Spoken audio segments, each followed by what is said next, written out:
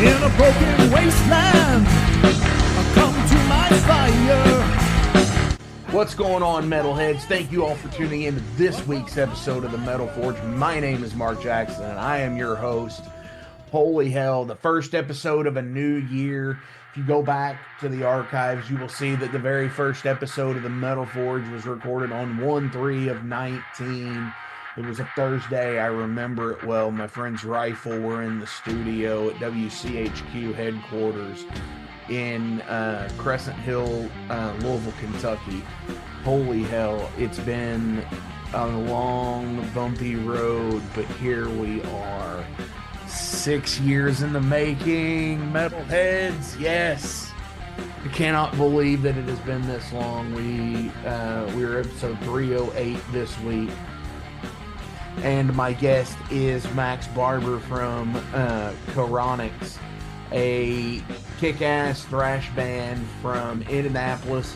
Max lives in Reno now, but cool shit with talking with him, because we get to talk about one of the great injustices in metal, and that is Spotify and the crazy shit that happened to the band, where Spotify had claimed that their streams were AI streams, they weren't by real people, and they sent it back to Distrokid, and they just basically told them, yeah, we're not going to dispute it, and took it off. And that's some bullshit, because they could do that with anybody they deem as their garbage tracks. And yeah, that's not cool. You know, that's not cool at fucking all. And, you know, unfortunately, the independent musicians are the ones that get the fucking brunt of that shit. Is how many people are either A, not getting the streams that they say that they think that they're actually getting, because it's been labeled as AI streams or fake streams or whatever they call it. And there's a whole big lot of their garbage on the website. And you know what? And it's made me not want to publish this on Spotify anymore and only stick to YouTube. I'm not going to do that, because we do get quite a few Spotify followers, and it's not fair to them. They're just using the platform. And I want this show to go out to everybody in every way they can, no matter what platform you listen on, because it's all about that at the end of the day, is that everybody's having a good time and not, you know, stressed out over the dumb shit, that you can break out and listen to some metal in the end of the day. And yeah, I mean, that's what it's about. You know, it's about that unwind, and, you know, of going to a show and kicking ass and being with your friends and doing all the things and all the stuff, as they say. Jason Gardner from the Heavy Metal Wasteland will be tuning in with us here momentarily with Max from Charonyx. And before we get to it, like I said, this is the 6-year anniversary of the Metal Forge, and I want to go out and say thank you to everybody who has listened to even a second of this show over the last 6 years. If you have been on this show, if you've sent me some Patreon donations at flamekeeper.vip, thank you so fucking much.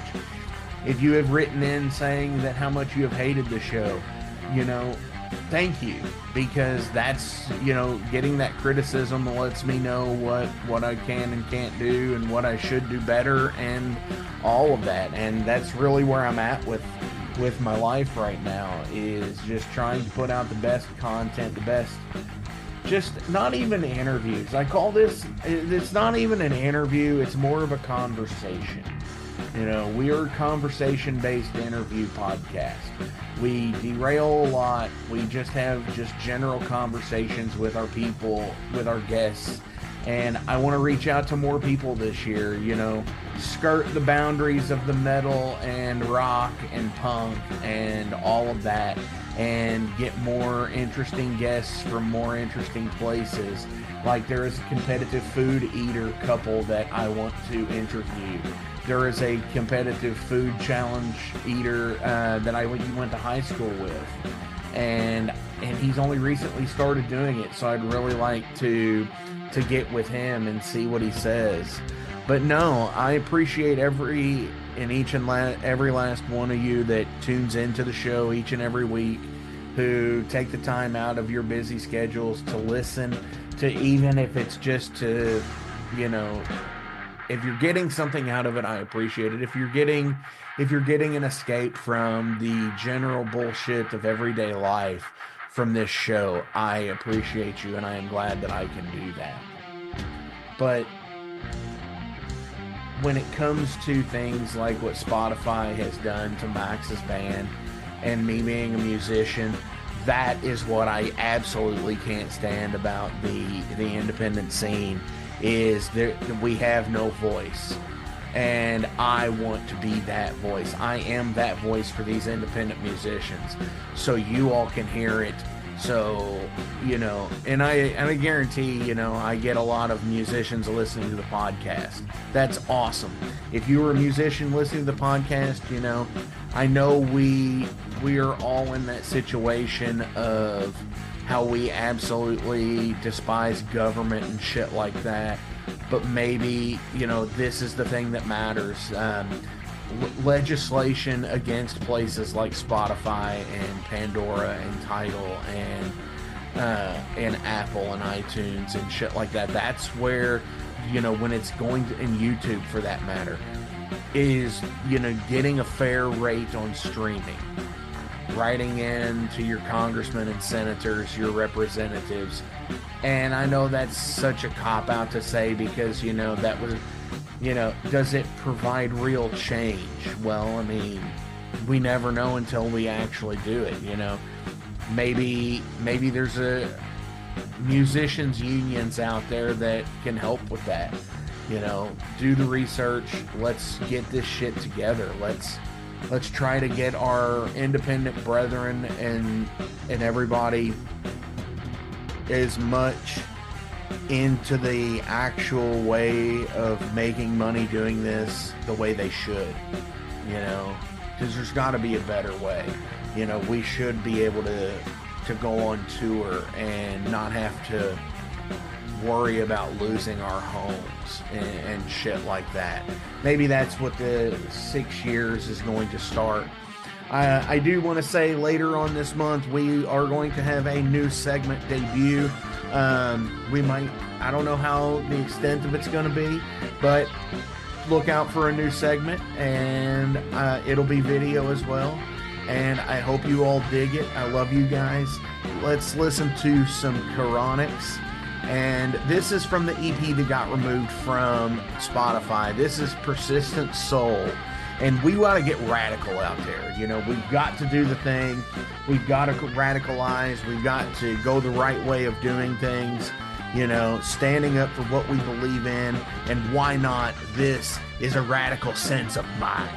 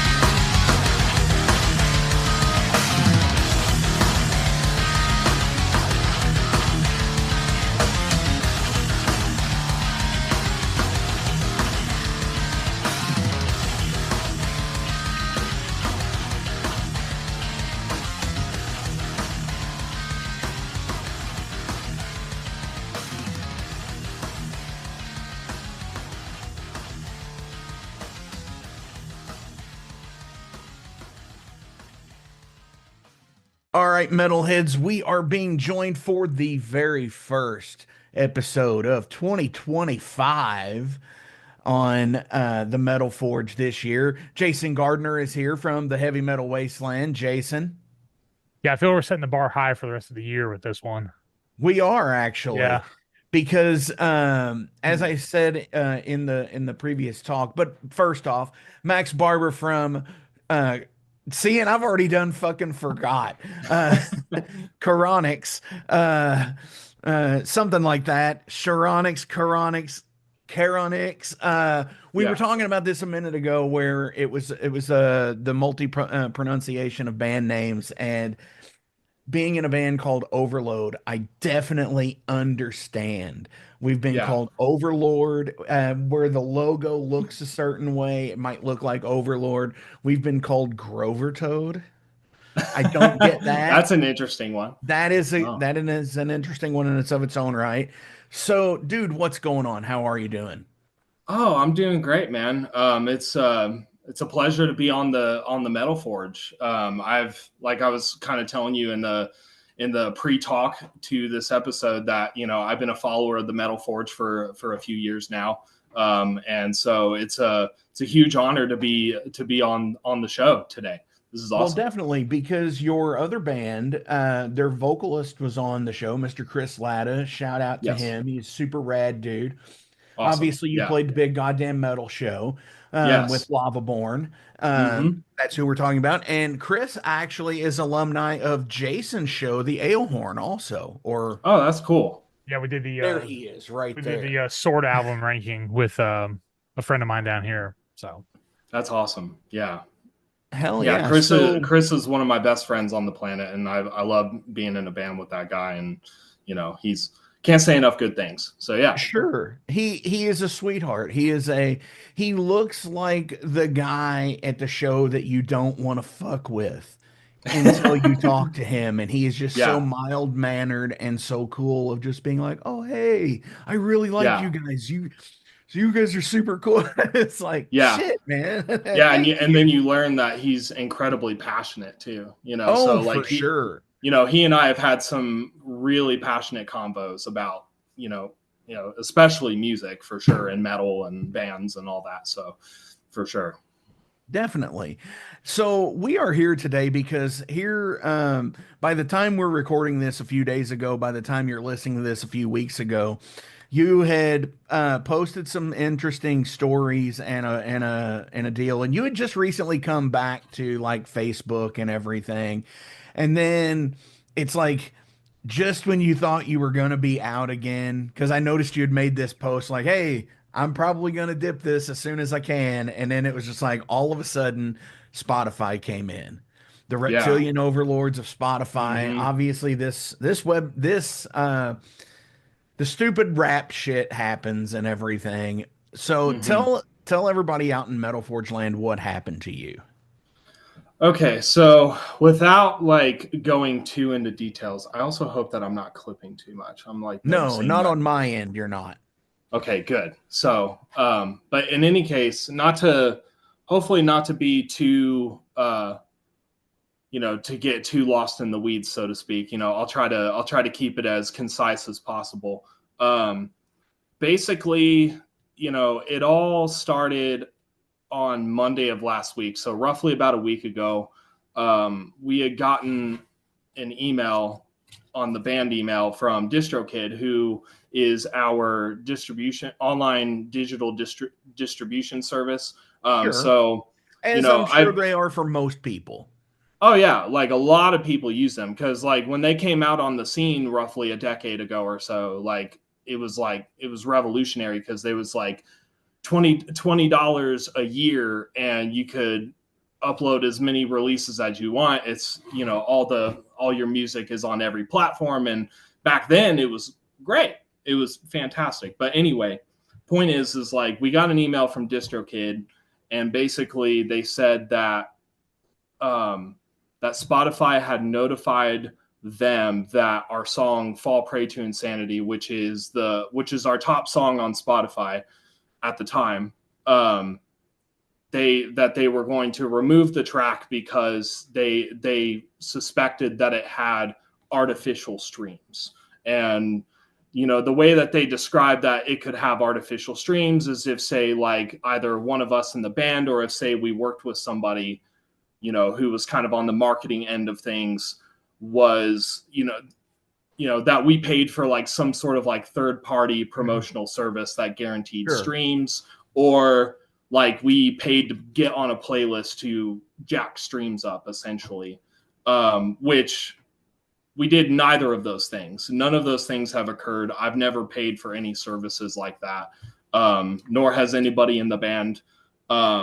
So when I got this email, I was very perplexed, to say the least, because I was like, why is that the case? I mean, we had a stronger month of streams last month in October, but that was really about it. And I noticed that we were gaining traction in some, like in some countries overseas, which was really cool to see, because I'm not like one of those people that checks the metrics every day and obsess over those things, but occasionally, every once in a while, like I'll go look and go, oh, hey, we're doing pretty well in this case and that case, and so on and so forth. But so I noticed we had gotten a nice boost, and I think it was because we were finally put on like some of like Spotify's discovery algorithms, and like if you have a playlist, they'll have like the smart shuffle feature, so they'll kind of like cycle in certain bands, depending on what you're listening to. So I think we were starting to kind of crack into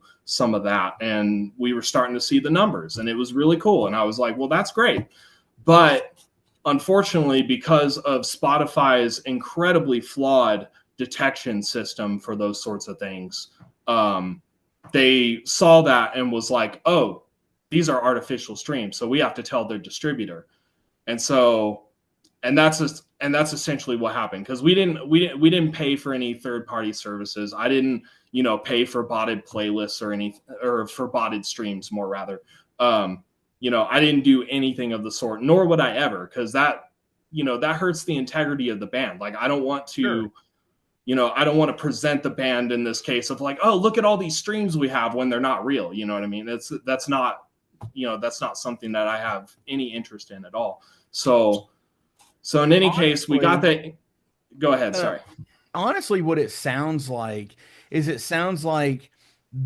the system started to work a little bit the right way for somebody, and they caught it and said, oh, well, no, hang on now, because you're not paying for their service that does that.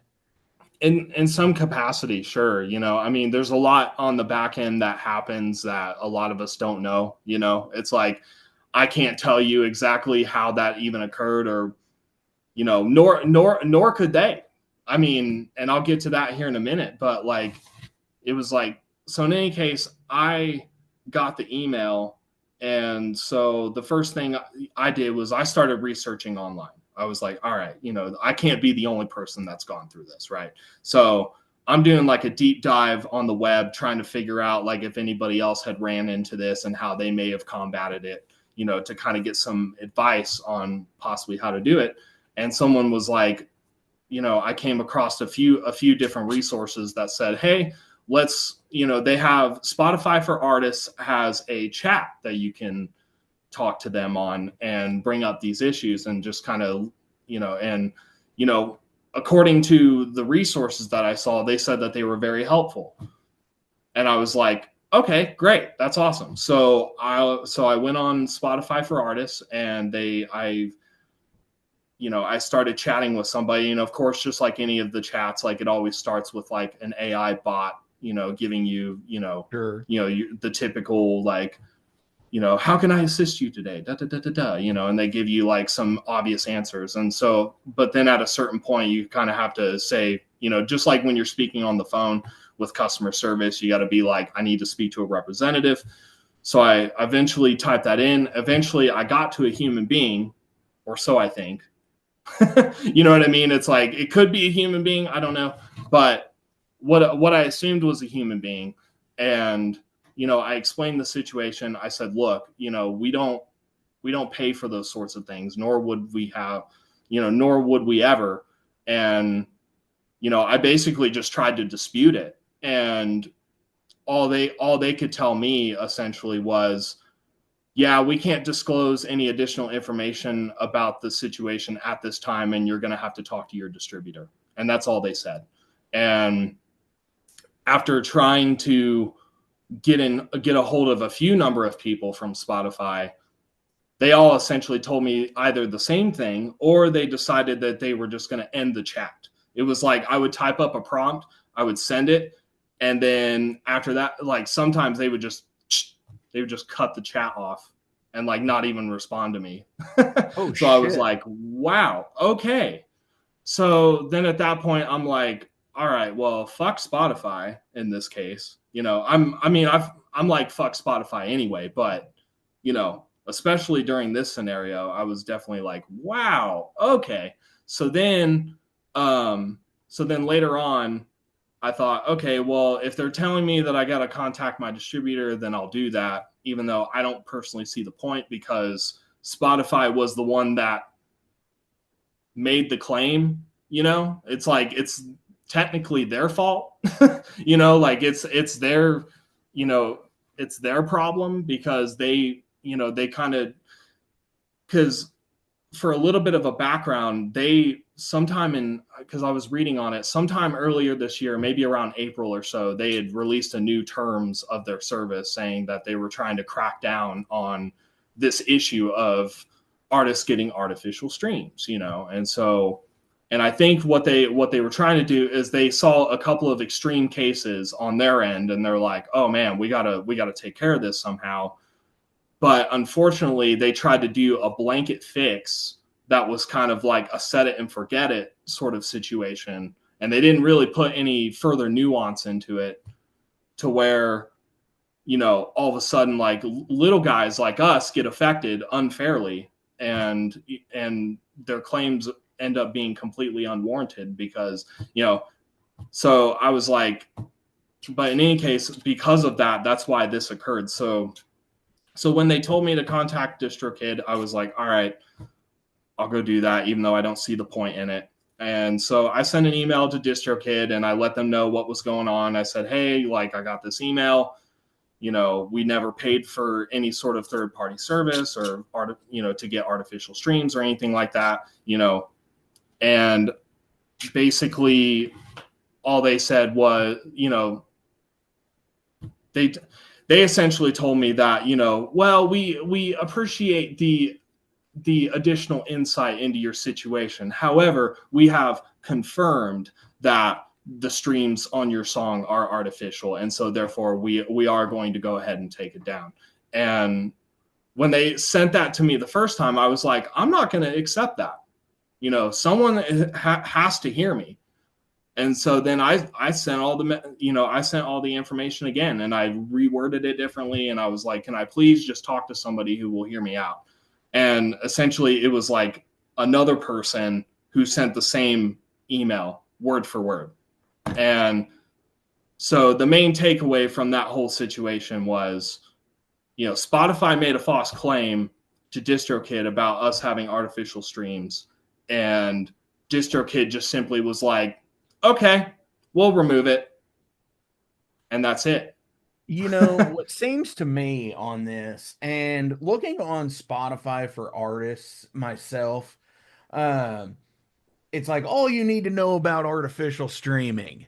And it's this really long, drawn out thing about bad actors and all this other technical jargon bullshit. It would make George Carlin fucking proud, because there's so much bullshit that they talk about on industry context, bad acting, detecting and removing, penalties and deterrence, and all this shit. Mm-hmm. And they're going to say that because they're the company that's having to pay the royalty. Yeah. And Distrokid, they're $1 billion company as well. Yeah. Because think of how many of us, Jason, you use Distrokid. Yep. I use Distrokid. Max, you use Distrokid. Yep. Ice Howl, name your fucking band. Most of us Lavaborn does. most of does us too, are on it, you know. Yeah. And the thing about it is they're taking 50% of your they're taking your publishing right away. Yeah. So Well, the money that they're making off of these fractions of cents off of us, it wouldn't surprise me if they did fucking throw out an algorithm in somebody here and there's mix to fucking to try and boost the money that they're trying to earn back. yeah. Yeah. I mean, and then another thing too that most people don't even realize. I mean, to be honest, I didn't really realize it until this situation occurred with us. And I was doing my research and looking into it that Spotify owns stakes in DistroKid. Like Mhm.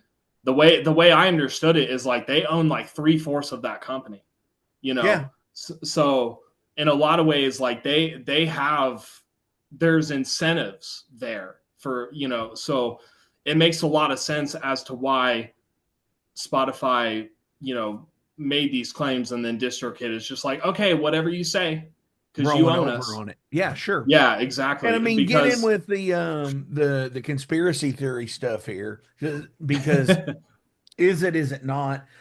No, I agree. It's like seeing who created DistroKid and all of the, it's a decade, it's 12 years old. The company is yeah, it came around in 2012. hmm, And yeah, there's definitely, I'm sure there's incentive somewhere to for somebody, whether it be fucking tax breaks or like, it's almost like the bundle package with Hulu and Disney at this yeah, point. You might as well be able uh to do the two things, It's like Spotify and DistroKid should come, they almost feel like they come together because, yeah, for a time, like iTunes, for example, to get your stuff on iTunes, you could actually write Apple and request an artist pass to be put on there. hmm, As long as you had like IRSC codes and stuff like that. right, And now even they outsource it to places like DistroKid and yeah, CD Baby and things like that. And that was one of the comments that I had noticed on your post is somebody said about CD Baby has never done them wrong. It's like, yeah, but I think they're an antiquated system. Well, and I mean, they've CD Baby has been around the longest. They Hmm. technically debuted in 1998, so Sure. they've been around for a long time.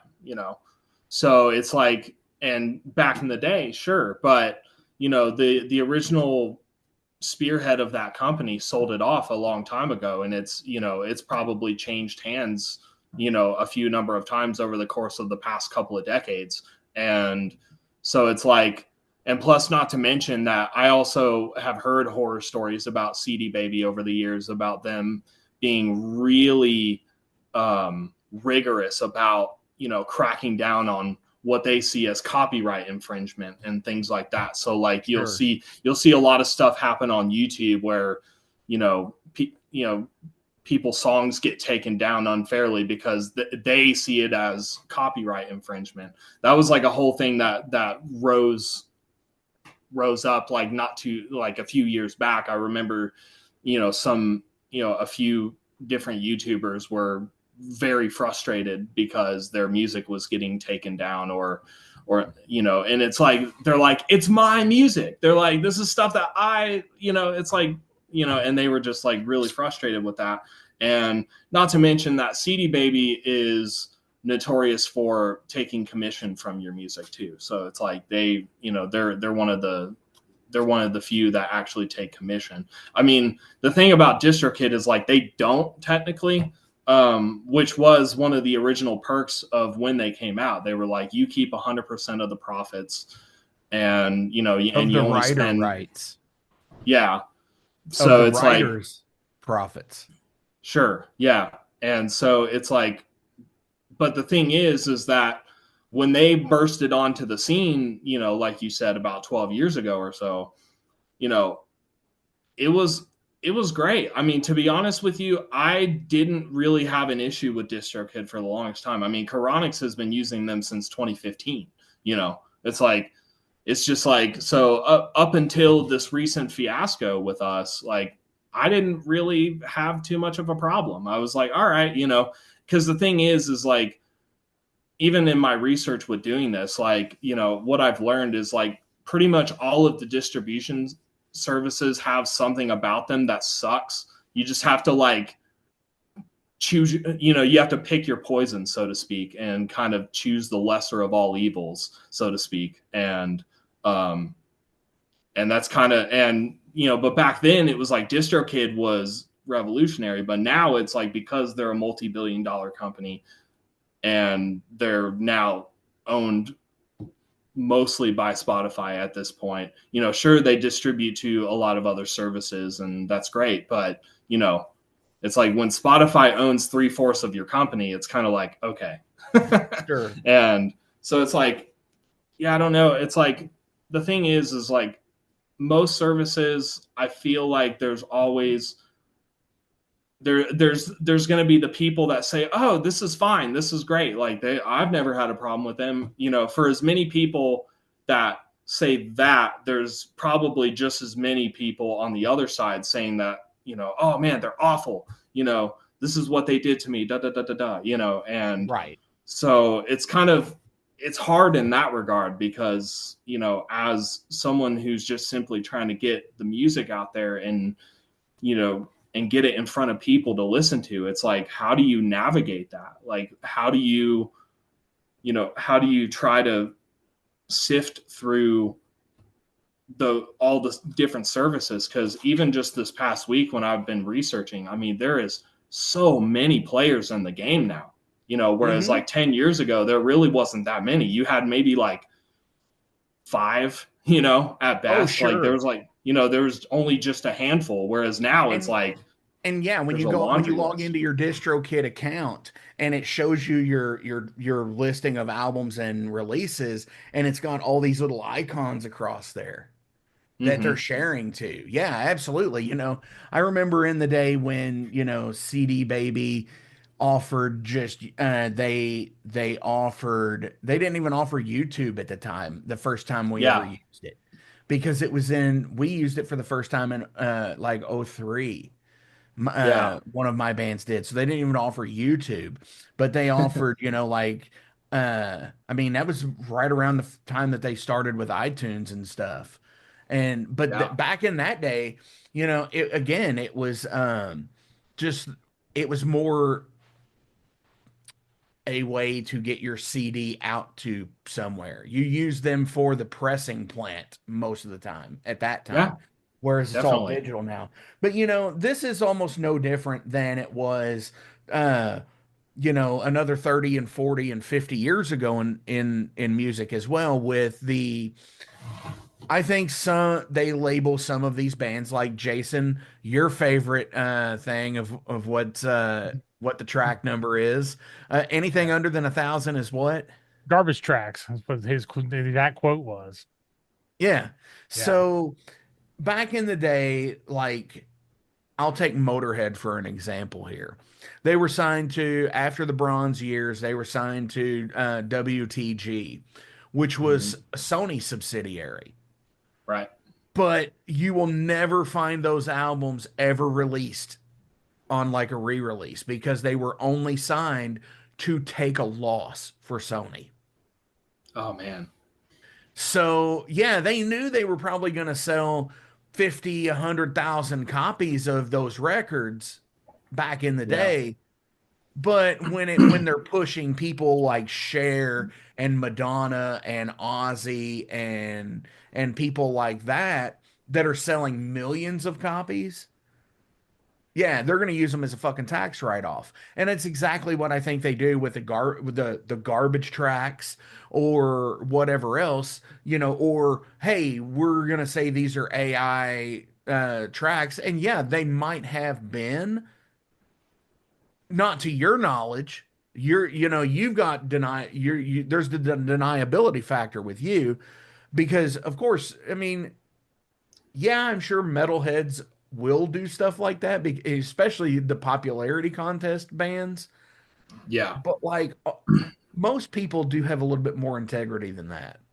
Yeah, and I would, it's definitely safe to say that, that Charonyx has that integrity. I mean, I would never do that, as I was saying earlier, just because it's like, if I want people to listen to my music, it's like, I want it to be through organic means, Sure. I want it to be, I want people to genuinely be into the band and listen to the songs and, and actually be about it. It's like, and I don't want to present the band in any other way other than just being, authentic. It's like, because to me, that's what's important, especially in this day and age where there's so much, unauthenticity out there. And, and there unfortunately are people out there that are, doing, paying for artificial streams and getting on botted playlists and things, but the unfortunate reality of that is because there are people doing that, they're kind of ruining it for everybody else, and they're, because for example, like Charonyx is also on Threads, and, we've been getting some pretty decent traction on there.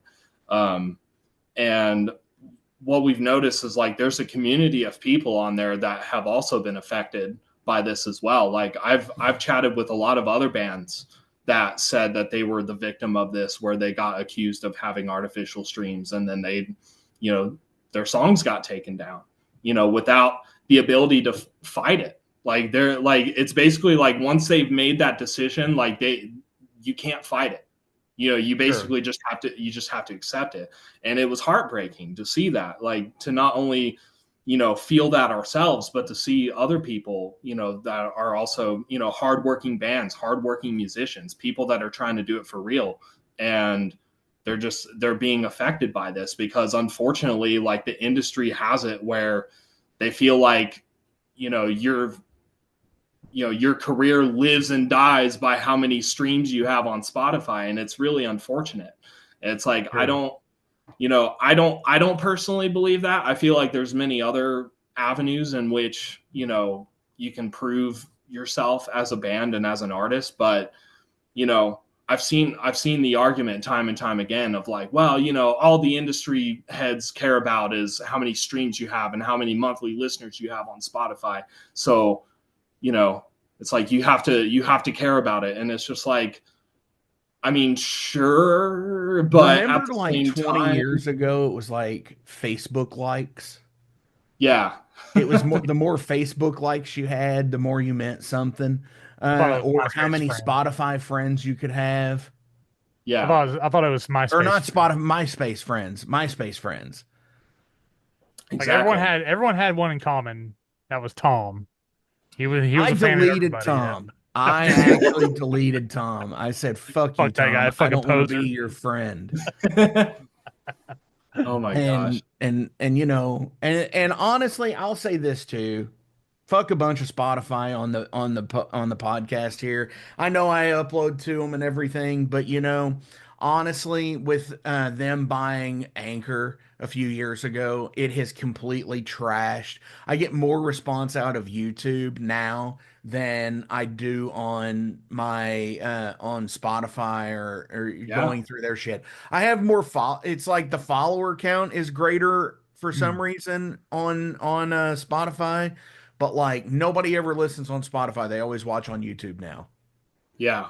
Well, and I mean, at And that point, you have to go, you have to cater to where your audience is at, and sure. that's just the nature of the beast. It's like, whenever you put something out, whether if you are, a podcast show or, or a musician, it's like, if you are gaining traction in a couple different spaces that maybe aren't the normal, it's like, in a lot of ways, I feel like that's kind of a good thing, because then it's like, okay, well, we're starting to generate an audience in this way, and let's kind of, figure out how we can, lean into that. And, because, with all of us kind of being in it together, so to speak, trying to, rise through the immense amount of noise that there is in the industry these days, like, you got to take what you can get in that regard, as far as like, if say you are getting more views and more interaction on YouTube, it's like, then hell yeah, man, like go after that and focus on that.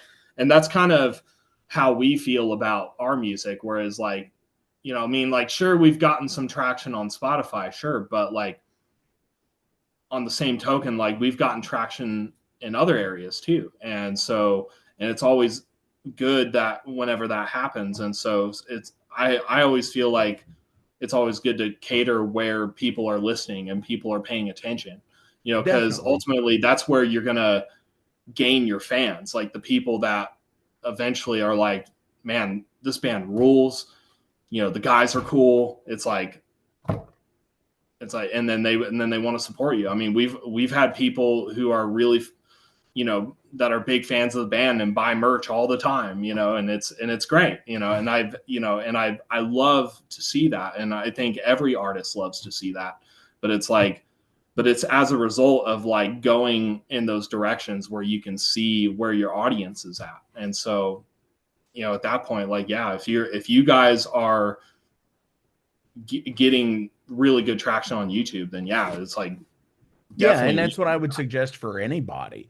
Not just, wherever you find your audience, cater to your audience, because those are the ones that matter. And they become, your friends, your fans, all of it. Absolutely. It's cool shit. It's the best feeling. Jason, before Derailed, do you have anything you want to add? Yeah, it just sounds like a bunch of horse shit to save a nickel, man. Like, it's this nickel and diming shit is like, what?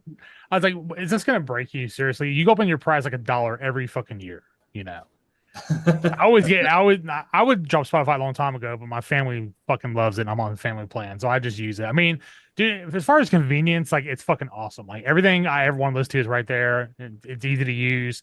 It's a good it's like you get infrastructure on it, like everything's easy to find. But dude, being in a band, like, it's totally fucking worthless to me. Like, I don't even worry about the plays.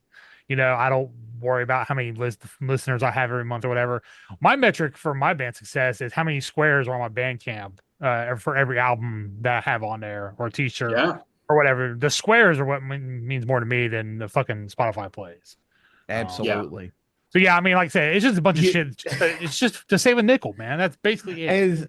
As me being a podcaster and buying music, and like who I want to, like, because it's an invite only kind of show kind of thing. I curate all the guests, and I'm just like, I love looking on Bandcamp and saying appears in 1,600 other collections, or yeah. It's the little squares. It's those 1,600 other little squares have bought this out. I know Bandcamp keeps getting passed around between corporation to corporation to corporation. I have a feeling one day one of the big three streaming are gonna fucking end up fucking buying it. I hope think it's just not. I think it's a matter of time. It's gonna be Spotify, Apple, or fucking Tidal. It would be, or maybe Amazon. It'd be one of them that end up fucking absorbing it, I'm sure. Yeah, well, I mean, because I was admittedly a little bit worried, earlier in the year. It might have been sometime last year or the year before. I can't remember the exact timeline of it, but when Bandcamp got bought out, I believe by Songtradr. I think that went from Epic to Songtradr. Yep. Epic to Songtradr. Yeah, Epic Games to Songtradr. Yeah, and then there was like that whole thing where like they did a bunch of layoffs, and then like the people that got laid off like formed a union, and as a result of that, they it was like, and there was these large petitions going around to try to get them to come back to the table and at least give them like nice severance packages and stuff. It was like, when all that shit was going down, I remember kind of being worried about Bandcamp then, because I was like, man, sure, like, just like every company, there's things about them that suck, of course, but but for the most part, like, Bandcamp are kind of seen as the good guys, because they roll out the Bandcamp Fridays, and they provide the most compensation for bands. I mean, I think Charonyx has made the most money from Bandcamp than any other avenue, truthfully. And so it's like they've been crucial for us and for many other bands, you know. And so just, you know, I hope that, you know, they can at least keep it going, or they don't rock the boat too much. I mean, I'm sure changes are going to occur here and there, because that's just how things evolve and change over time. But I hope that they don't completely flat out ruin it, because I feel like, you know, I mean, Spotify's always been shady, but I feel like nowadays, especially with,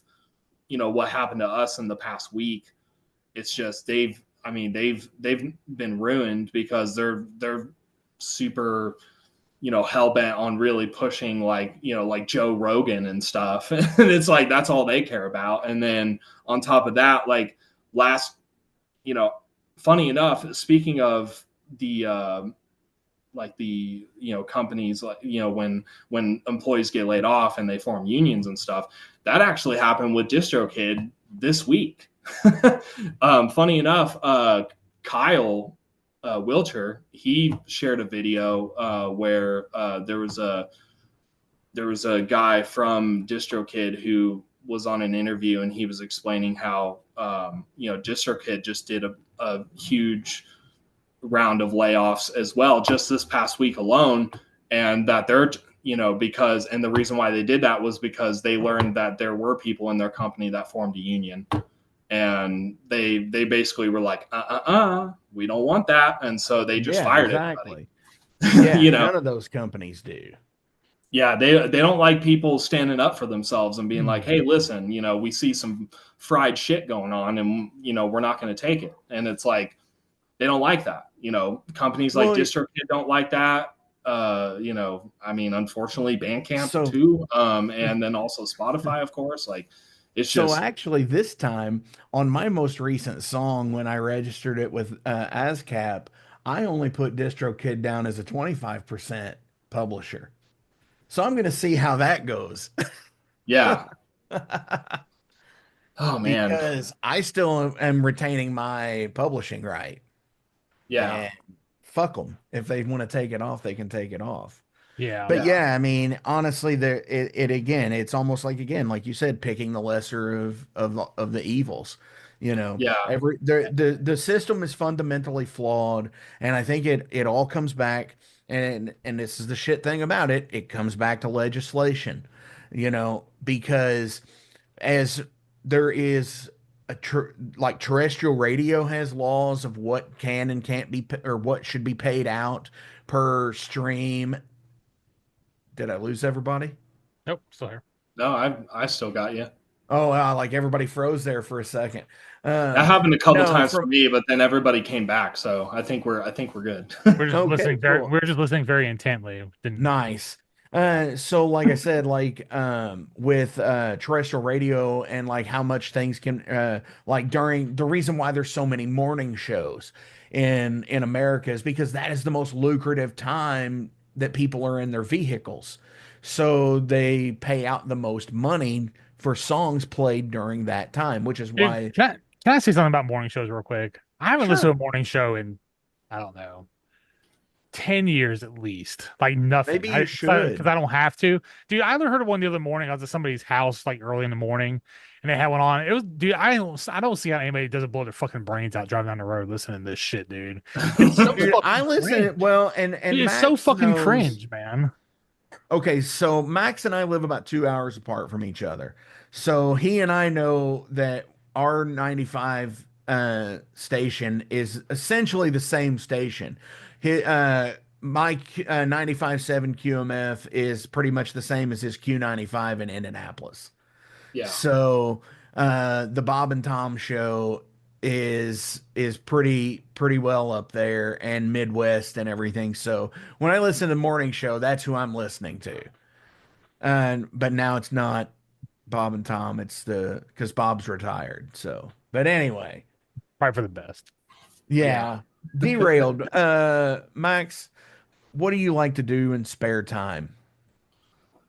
Oh man. So funny enough, you know, we were just talking about, you know, geography. So I actually don't live in Indianapolis anymore. So funny enough, I actually live in Reno, Nevada. That's where I'm currently Oh, residing. shit. Yeah. And so what's really cool about that is around here, it's very scenic. There's a lot of awesome outdoorsy things to go do. So I really love going on hikes and visiting some of the local lakes around here, and going on trails and stuff like that. I love doing outdoorsy activities. And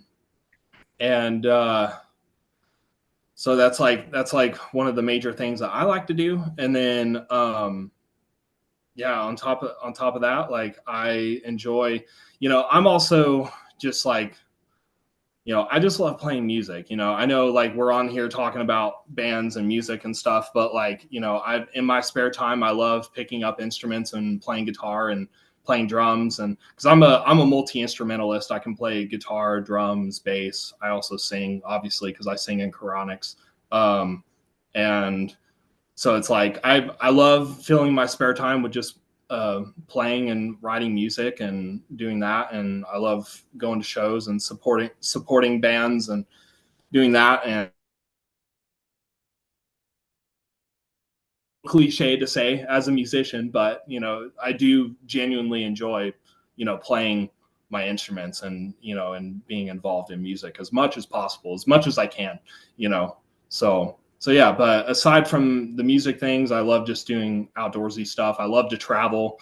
I love going to different places around the country and just seeing the things that this country has to offer. it's because there are some great. amazing places out there. Yeah, absolutely. So yeah, I would say that's probably a good summary of the things that I like to do. But I love also just staying at home and hanging out with my partner and my cats, and just being chill sometimes, because I tend to like to do a lot of things. So sometimes it's good to just like chill and relax and watch a good show, and and just relax, kick back, have a beer or a toke or two, and just vibe out.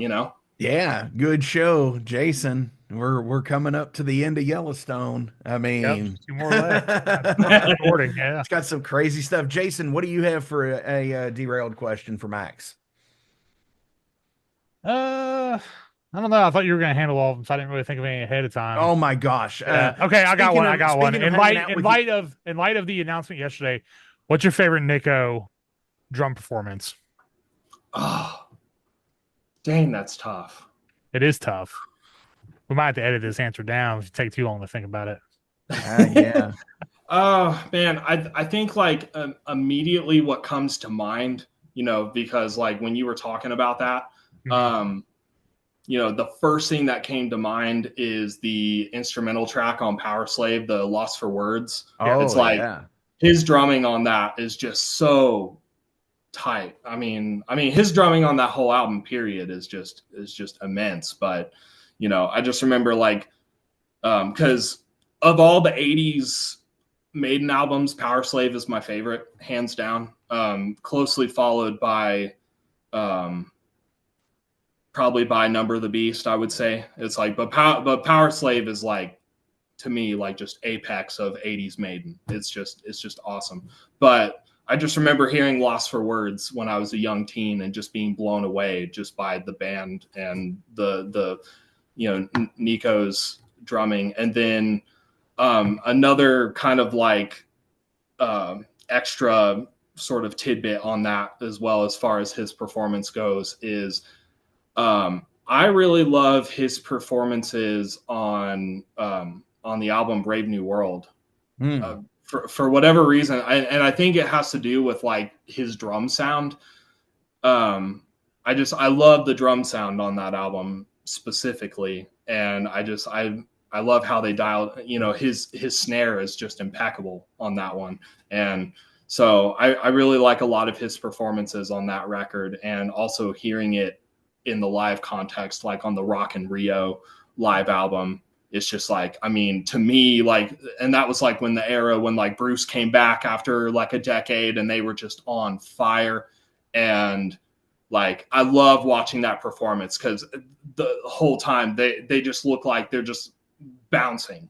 Sure. It's just electric. Even when they would go back and do some of like even the Blaze Bayley stuff, like when they like my favorite performance of Sign of the Cross is on that live album, Rock in Rio. So I went on a few different tangents there. I hope you don't mind, but that's what it's about. See, yeah. no, you're exactly right. I'm going to answer that too, Jason. Yeah, go ahead. Studio performance wise, obviously I'm gonna go. Anytime I've seen them live, it's always the best fucking performance ever because it's when you see them live, right? Right. Sure. But no, studio performance. I can pick two songs. Revelations. Oh, because I love that hold back with that that hold back with everything. I love it. And Moonchild. Yeah. Dude, and from that fucking kick in. Yeah. And to that roll. Oh my gosh. And then it sets the song off and just goes. And then there's nothing past it. Yeah, Moonchild is a great example of Nico's drumming for sure. And then and fun fact, Revelations is my favorite Maiden song, which is it's hard to pick that, but like I've spent countless years debating on like what my top 5 Maiden songs would be, and it's like Revelations is like number one for me. It's up there. It's number one for me. So if I can quote it, like she came to me with a serpent's kiss, with the eye of the sun on her rose on her lips. Oh my god, yeah, it's like, come on, man. God. I get it. Yeah. What about you, Jason? And sorry. Go ahead. Go ahead. No, go ahead, Max. No, and I was just gonna make like obviously Bruce is an incredible vocalist, but his vocal performance on that song in particular is just like one of his best. I mean, it's just forever an inspiration as far as I'm concerned. It's incredible. But anyway. Where Eagles Dare is my go-to, man. Nice. Like when that shit kicks in, dude, when that fucking first fill kicks in, it's like, oh my God, yes. It's like a fucking clinic for like patience and like filling the void just enough not to be overdoing it and not to just be kind of phoning it in. Like the shit's amazing. I'll say my favorite is probably the Trooper, but I have to say, like, the last time I saw him in Charlotte, which was like last month, like the Trooper is kind of when I knew the end was near, because it was a pretty rough performance. Like I know that song like the back of my hand, like I can air drum it, and like when he fucked up a lot, I was like, oh no, this isn't good. Like, because that's an iconic song, man. Like everyone knows that drum beat, you know it by heart. Like it's just amazing. But yeah, that was the one that kind of let me know that this might be the end of Nico's career right here. And like I said, they didn't force him out, but like I know he probably wasn't really happy with himself playing that. Honestly, it's so iconic, man. I had a serious thought about before they named his successor. Yeah. I had a serious thought on who I thought could pull it out. Who was it? Brian. Yeah. Yeah. Well, the thing about that is like you knew it was going to be like the James Bond situation where he has to be British. So that automatically cut a lot of American drummers out of the running like right away. He lived in Florida, dude. Come on. Yeah, but I mean, like I said, he's not British by birthright, and I think it's a requirement from Steve Harris. Is it? Yeah, it might have to be actually. Oh yeah, it is. But yeah, funny enough, it was a Steve Harris' solo band's drummer, which I don't know the guy because like British Lion really just doesn't do it for me. So I figured it'd be either his solo band or Bruce's solo band. I didn't know which one, but it was actually Steve. So. Well, I figured they would have went with somebody younger who could hold up the mantle and, possibly get another 42 years out of Iron Maiden with another drummer. Yeah. So I seriously thought Brutal Brian could have, especially with Night Demon opening up for Bruce earlier in the year. I mean, I think this is, pardon the pun, the writing on the wall. I think we know there's this album, this next tour, there's one more album, and then there's like a new album / farewell tour. Because I mean, I don't know. I don't know if the dynamic is going to be the same without Nico playing. I mean, it could be awesome, like a new blood in the band. Like, it could be a little energized, like it was when Brave New World came out and stuff, and they were touring because it was like new again, even though it's familiar. But not having like a member that's been like 42 years, I don't know, man. I just think he's been around Maiden longer. He used to be a roadie. Yeah, he used to be Eddie. Yeah, on stage, even.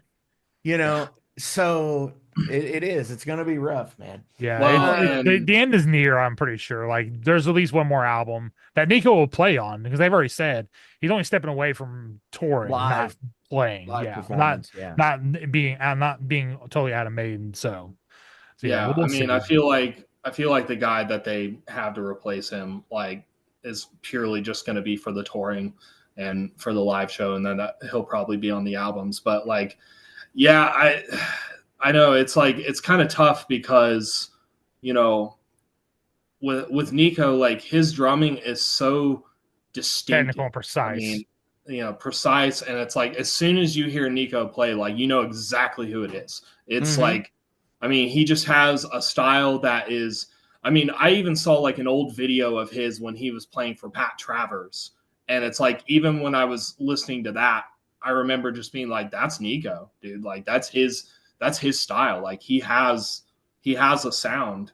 And so, the fact that he's stepping away, it's sad for sure. But then when you start realizing the dude is 72 years old and he's been doing it for 42 years, that's a long time. Yeah, it's almost as long as I've been alive, dude. I mean, I'm 44. He's been in the band 2 less years I've been alive. That's a long time, man. And it's the thing is it's Nico McBrain, dude. He has nothing left to prove, man. He's clearly made his mark. So it's at that point, I'm dude, the dude deserves to retire and to ride off into the sunset and he is the primo single kick metalhead player. Yeah, man, dude, fucking Wicker Man, the drums on that shit, there's no way I could play it that long with just a single pedal. I'd cheat a heartbeat, man. This dude's out there barefooted, just bouncing around, holy shit, dude, that's awesome. Yeah, I think Ghost of the Navigator also has a part in the middle somewhere where he does basically a single foot double kick maneuver, and it's just yeah. I remember seeing a live video where they put the camera on his foot pedal and having him do it, and it's just man, that's just nuts. The amount of famous good drummers that have gone backstage and bombarded Nico and been show me how you do that, man, that's incredible. It's well, it's what's interesting about it is as if he's playing fucking heel toe and doing it one-footed but twice in the same amount of time. And that's what's the crazy shit. Yeah, with those crazy fills he does too. It's insane, man. What more can be said? Nico's a freaking legend, and good for him for recognizing hey guys, I'm getting to that point where I need to bow out. It's I respect it, dude. It sucks, of course, for the fans, but I respect it. I think it's a good move, and at the end of the day, with the new guy, I hope that Maiden kind of has an extra, an extra amount of youthful energy to give after that, and we'll see how it goes. But they're definitely we were talking about here, they're definitely at the, I would say, kind of at the latter half of their career at this point. And, but it's it's Iron fucking Maiden. Come on. It's they're legends. They have so many good albums. It's and they're about to start the 50th year. Yeah. Yeah. The set list they had on the last tour was pretty much rarities and B-sides with a couple hits. And dude, I would have fucking, if it came around again, I would go see it again. I just fucking love it, man. Sure. Yeah, everything about it. Yeah, it's I never heard most of these songs. Everything was almost brand new, except for The Trooper, Wasted Years. I think they Can't Play with Madness. I heard a few, but most of them are all brand new to me. I was that's awesome, man. When I go down, that's how Book of Souls was. Yeah, when I look back, I'm just dude, I can say that I've probably seen 100 Maiden songs live. It's Sure. cool. Yeah, I do that's one of the love. things I love about their set is they do like every other tour, they actually do the album cycle set still. Yeah, You yeah. know, and I think honestly, I got the stupid joke in my head when, Max said, and kudos to him for being able to recognize it. And I said, yes, do you think we have Lars could follow suit? But aside from that joke, the other joke was like, who's going to be the guy that steps up for him when he retires? And to counteract that joke, I've also seen I've seen social media jokes of the person that would replace Nico would be Lars, and I'm just like, oh my god. That Lars could just play on the albums and because he's not really playing on the album anyways. They're not programming, but it's They're everything is cut fixing and pasted. stuff. Yeah. It's all Do cut you- and pasted. Do you guys think that Maiden will keep the same drum set configuration to make the stage look the same, or is this dude coming in with like a fucking bass drum, a tom, and a snare, and I don't playing know, that man. way, Fucking That's guy an- comes that- in and plays a fucking a four-piece like a kit. little trap kit? Yeah, yeah. To be honest with you, I would almost love to see that. Like just to like Very like Charlie throw Watt, off. Charlie Watt Yeah, style, like- very minimalist. Yeah, like I almost will would be say like this. if that was the case, like I would almost be curious to see that and see like how that would pan out. Like I would love to see that. I think it'd be great.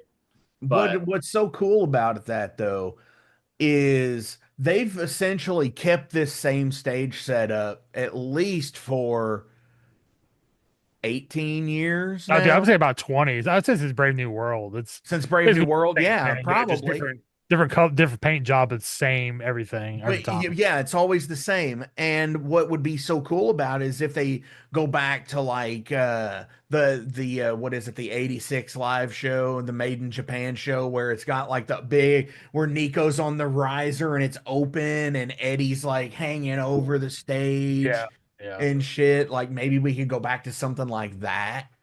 That would be cool. That would be sick. Fucking- It'd be cool for the 50th because anniversary.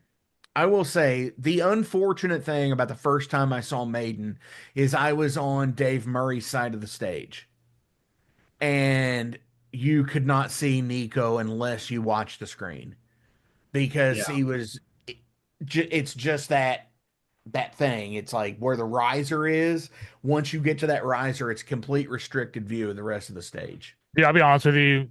I've been on every part, like front, back, and I can't see Nico anytime, anywhere. Well, I'm talking he's about so tucked like, in even down being there. able to see the drums themselves. Okay, yeah. I mean, every once in a while you see a stick come up and a cymbal like move, But Yeah, that's about the extent of what you see. Like, Yes. even the last Oh, one I yeah. saw. because I couldn't I've seen see them 'em. from dead center as well. Yeah. I've seen them from dead center as well, and yeah, you can't see Nico then Yeah. either, but you can at least see the drum set, so Yes. you know he's back there. But he sits in there. Speaking of him and drums, and we've been going on about Nico for a long time Fucking- because he's so good. The fucking world treasure, man. It's like when you go into the derelict space, the derelict ship in Alien on LV-426, and the pilot is sitting in there like this, like in the cockpit style, like back.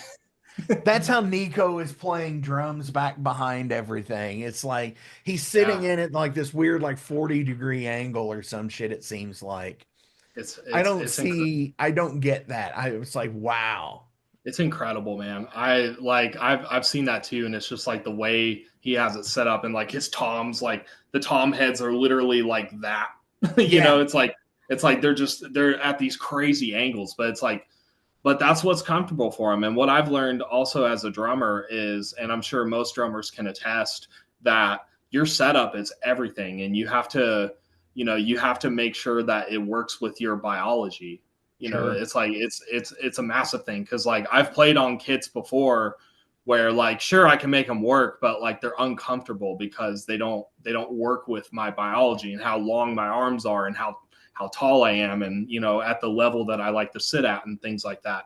It's like that can be it's an absolute crucial. So to be honest with you, even with the new guy, I mean, obviously, I don't think he's gonna have the same setup as Nico, No. because it's not going to be comfortable for him. I mean, unless if they're trying to make it as close as possible, but like I just don't see it.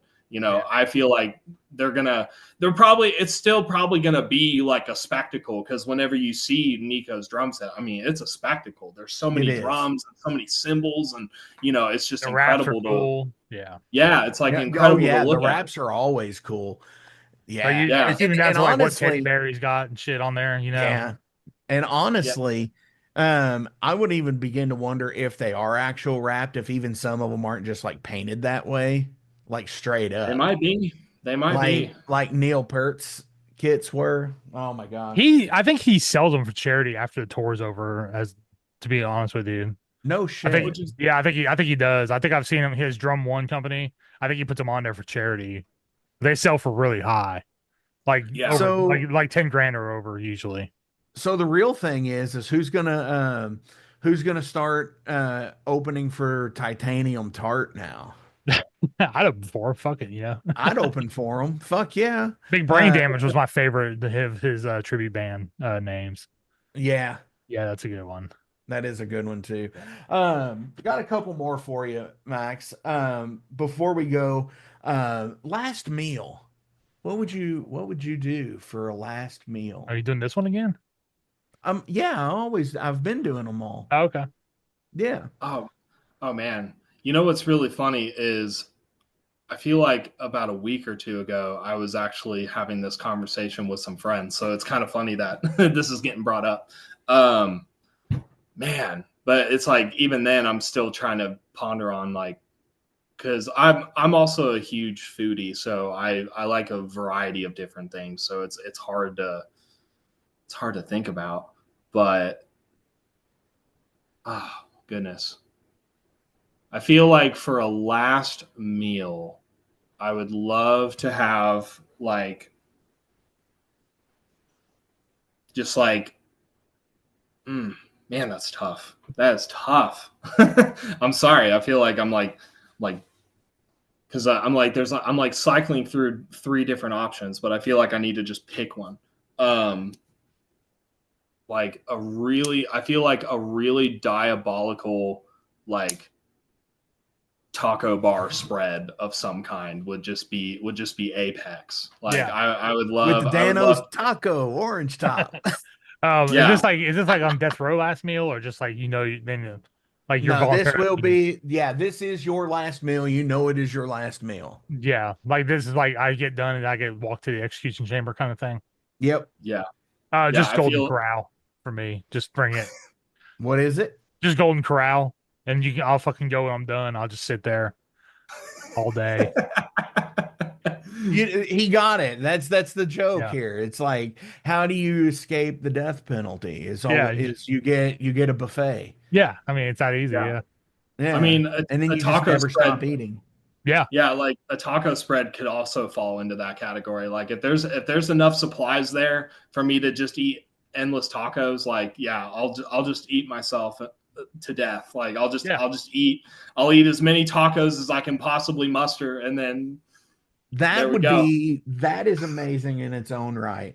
Is cheating the death penalty by eating enough to where you just constantly stay alive and eat because it's your last meal and it's a buffet and it's all you can eat.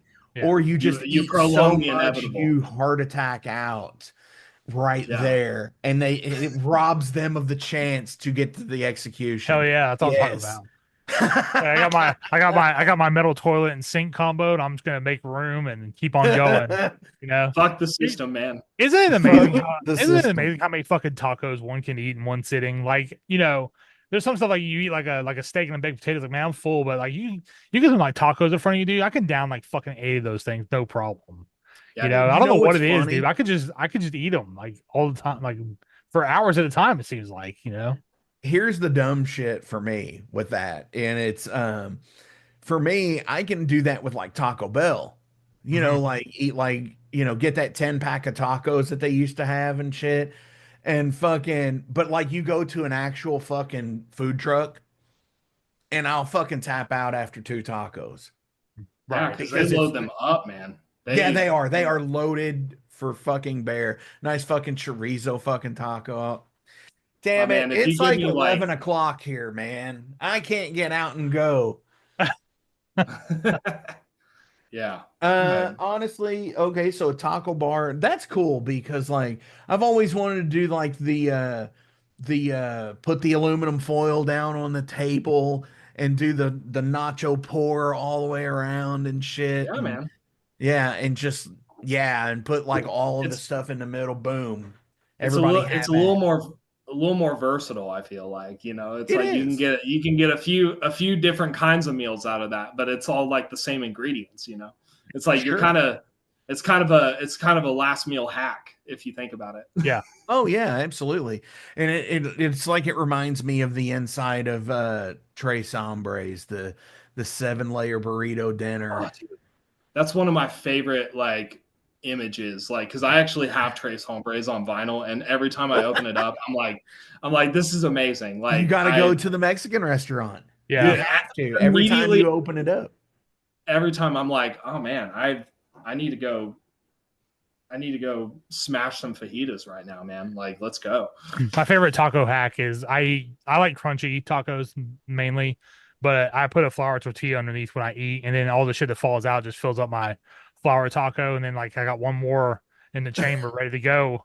I get pretty much like it's street fucking, tacos. dude, it works. It works, man. It works. That's pretty much street tacos. That's why sometimes they give you two tortillas and one taco. Because it's like you eat one and then all the rest falls down. Then you got a second taco. Exactly, like, man. Mm-hmm. Yeah. Absolutely. Got one more question. Oh, well, fuck. Let me answer that. What am I feeling today? Wow. I had shitty Domino's earlier, so maybe a nice Chicago deep dish pizza where where's the cheese? It's under the sauce. Where's the cheese? It's under the sauce. That kind we of call thing. that kind of pizza lasagna over here. But it's not though. But it's not. It is. But oh man, it's the not lasagna age-old because it's not layered like lasagna is. It's But the same. maybe a nice Rico Benes pizza would be pretty cool. And it's fairly inexpensive. That was almost going to be like a runner up for me as like a really awesome pizza of some kind, whether if it was because I love my favorite kind of pizza. Honestly, I've had a variety of different pizzas, but my favorite pizza is Detroit style, hands down. So if I had like a massive just Detroit style pizza, like loaded up with like a meat lovers kind, I'd be like, there you go. That's that would be a runner up for me, but definitely taco bar, like I was saying. Hell yeah. As always, links are listed below, so please give a like, share, and a follow. Go do the things and all the stuff. Max, is there anything else you would like to promote today? And tell people how they can find you. Yeah, so you can pretty much find us anywhere. We're on all the socials. We have physical copies of our music on Bandcamp as well as T-shirts. And additional merchandise and things like that. Our latest album our latest EP is Persistent Soul. It's out pretty much everywhere. And then one day here soon, hopefully we'll get back on Spotify, so at least the people on Spotify can listen, even though fuck Spotify. But eventually it'll be back on there. And you can find us everywhere. We're also on YouTube. We post on there occasionally. We have a full-on lyric video of the entire Persistent Soul EP on there. So if for all the YouTube listeners, we're on there as well. That's pretty much it. Hell yeah! And any shout outs you want to give to anybody today? I want to give immense shout out to my bandmates Logan and Henry. They're my best friends in the world, and I'm stoked to we're actually going to get together next month and get some promo photos done finally. get some updates. So I'm stoked to see them here pretty soon about that. And shout out to them. They're incredible musicians, incredible people. I also want to shout out all my friends, out in Indy as well as here in Reno, and then also my family. I love them very dearly. So those are the main shout outs that I would love to give. Without my friends and my family and my the people that surround me, I wouldn't be where I am today. That's for sure. So Absolutely. Yeah. I appreciate you coming today and, talking about the trials and tribulations and the just the garbage that, being in an independent band and it's like finally having a voice and knowing your voice only for corporate fucking greed to try and shut you fucking up again. To save a nickel. Yeah. What'd you say, And I'm glad. Jason? Yeah. And it's just to save a nickel. Yeah. And I mean, and that's the thing, and there's bands that I question, honestly, especially seeing, parallels between of like genre and stuff like that with new wave of traditional heavy metal bands. And it's like, just because I know who somebody is doesn't necessarily know everybody knows who they are, I guess, but that's just me. But again, thank you, Max, for coming to the Metal Forge this week. My final question is, have you ever snuck into anything without paying? I mean, probably by accident, like maybe like unbeknownst to myself, more rather. You didn't sneak into the movies as a kid or anything? Weirdly enough, like not really. I feel it kind of feels silly to say almost, but like, I was, when I was a teenager growing up, like I was kind of an introvert. And so like a lot of times, like it was kind of, I was comfortable just like hanging out with like my immediate friends and just like, and then like staying home and like playing my instruments or, being online researching whatever I wanted to, or finding new music and things like that. So that was kind of the things that I did growing up. But as far as like sneaking into stuff, I didn't, I don't know if I did that a whole lot, to be honest. I guess I was kind of a good kid in that regard.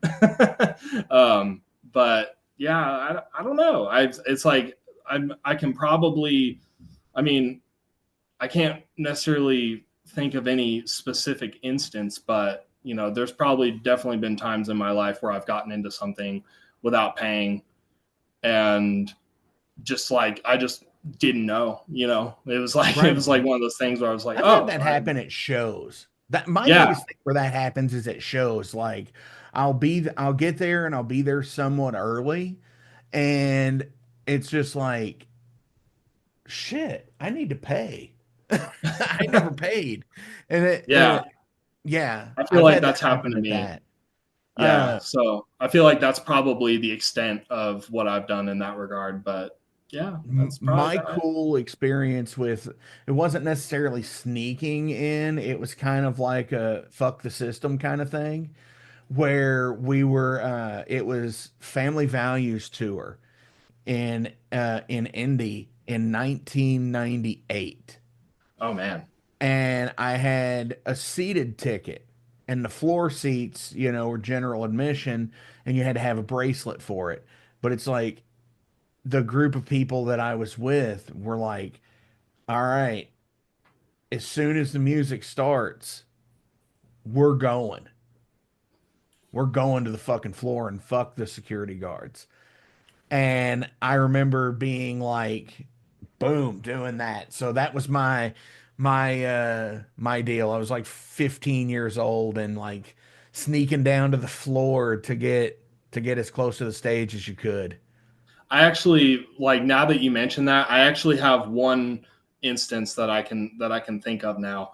Is it was when I saw Black Sabbath in like 2013. So it it was like when they came back with Ozzy, you know, for the 5th time at that point. But they came back with Ozzy. I think 13 had just come out, that album.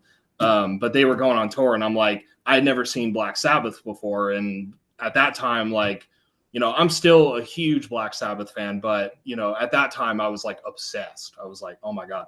So my dad and I, we were able to go, and there was 2 things that happened actually during that concert. We were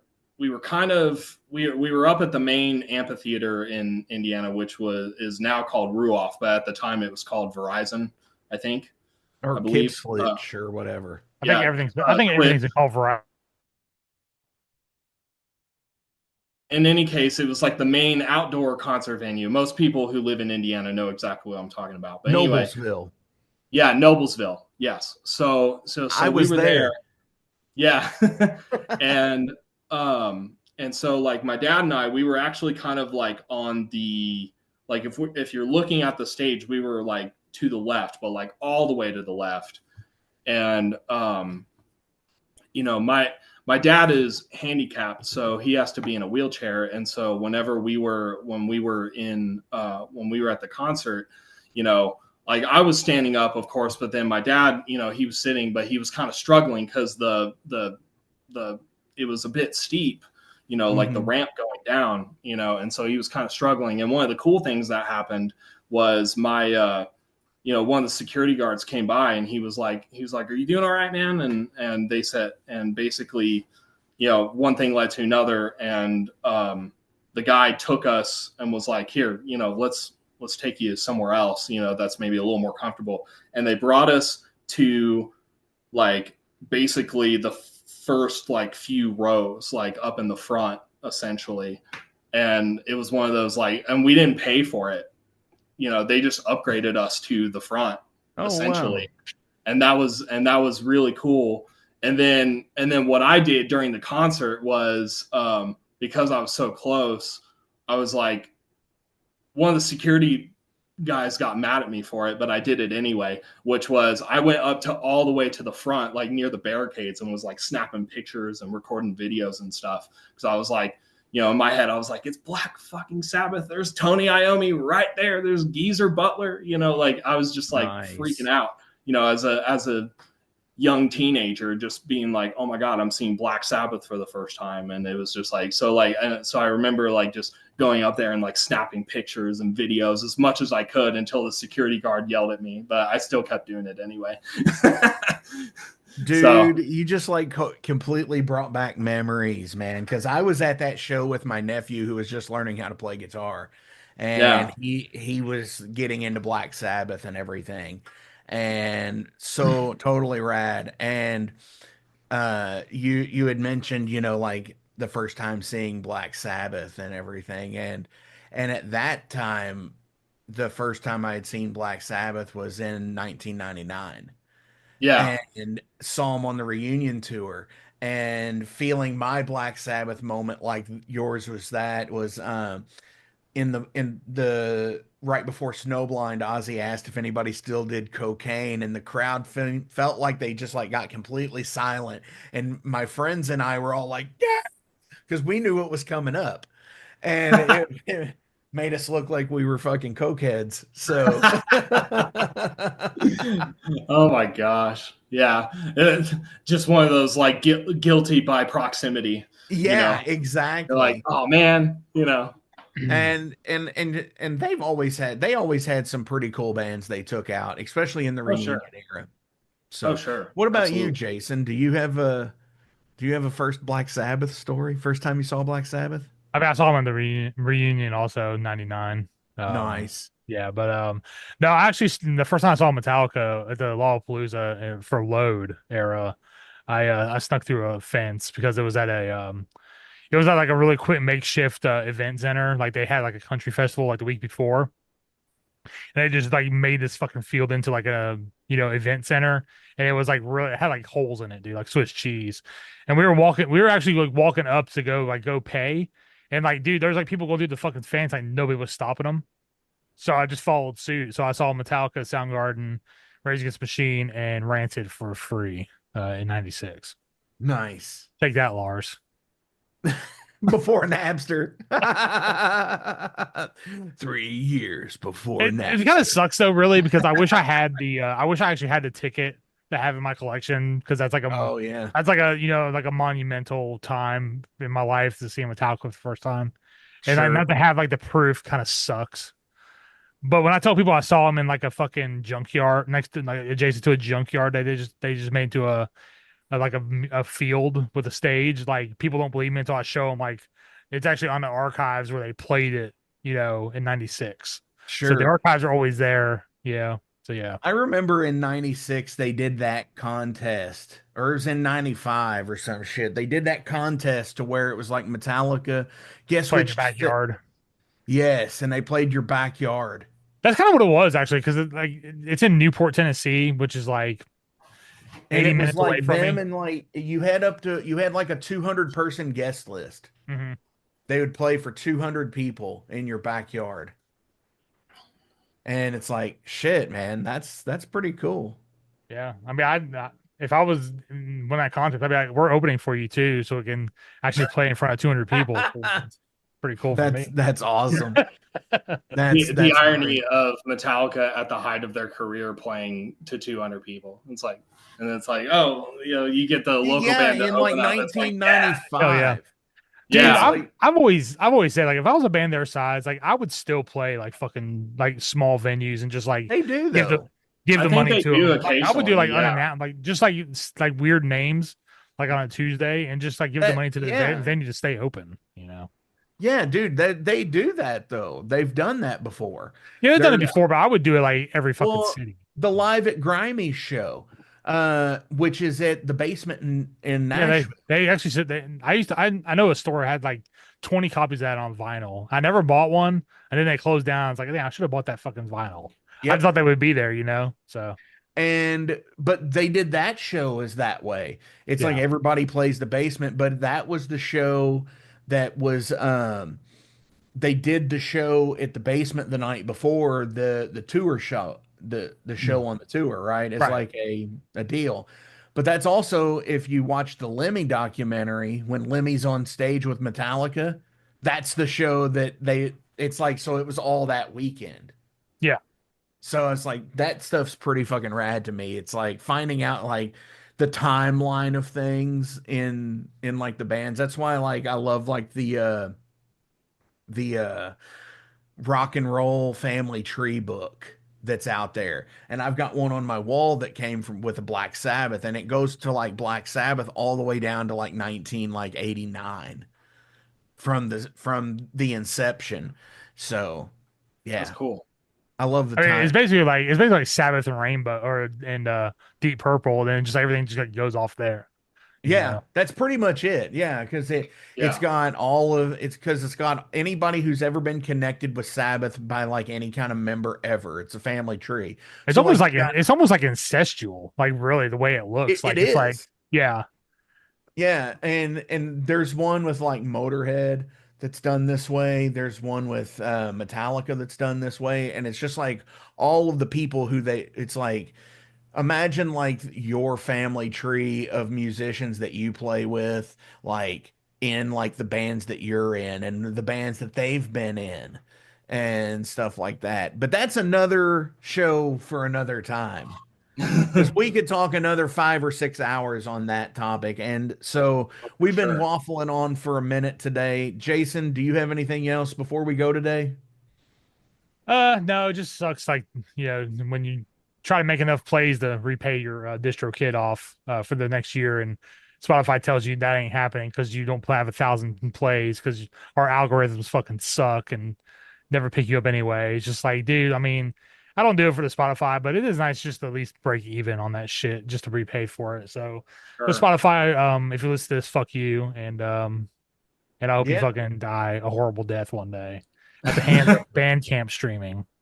It'll be unfortunately, I think Spotify will be a thing that will continue to go on for quite a long time, unfortunately. But It's like cut the head off and it grows 2 more somewhere else. yeah, but you know, it's a but at this reptilian point, overlord. I told you. yeah, but at this point, you know, I know for me, like I'm definitely looking into other distribution services as we speak. And then, you know, like sure, our music, you know, is going to be on Spotify still, but I'm definitely not going to push it as much as I used to, you know, that's for sure. And I've already canceled my Spotify subscription personally because I used to use Spotify as a consumer.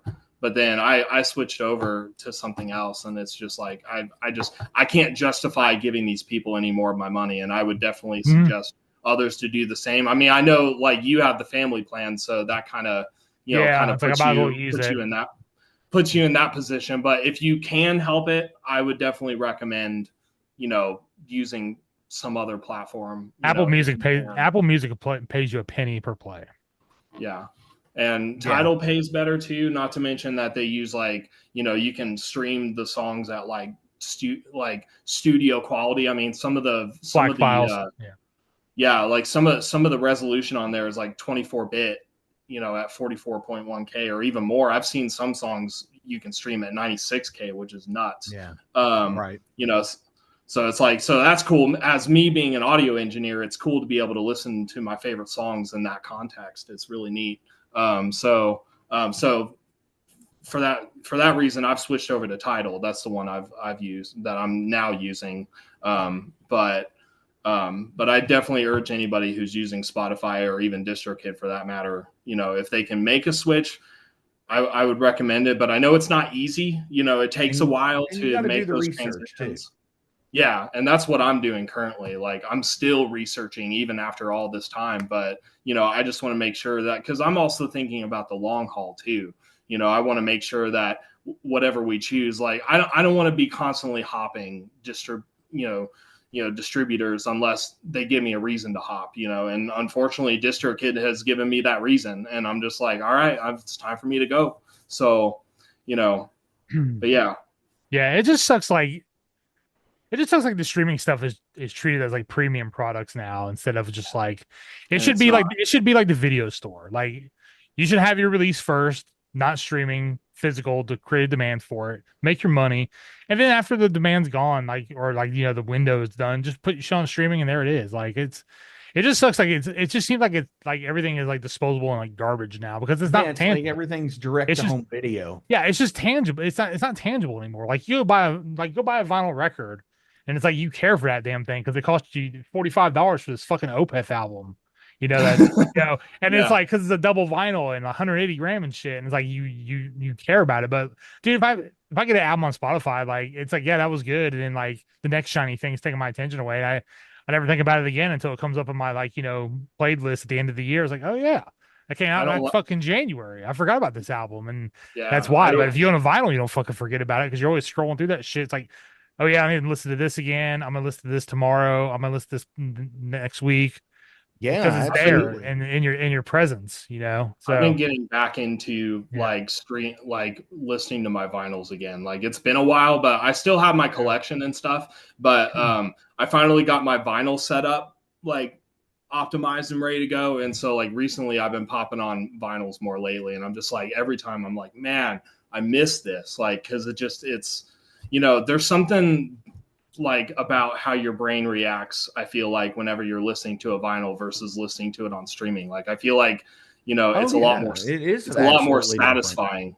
And I don't know, it's just I love one of the things I did recently was I had a couple of buddies over, and all we did was just sit around and have a couple beers and listen to some of the vinyls that I had. And it was just like, I was like, man, this is the best. You know what I mean? I'm like, this is just awesome. And I love doing that. It's the simple things. And I feel like, I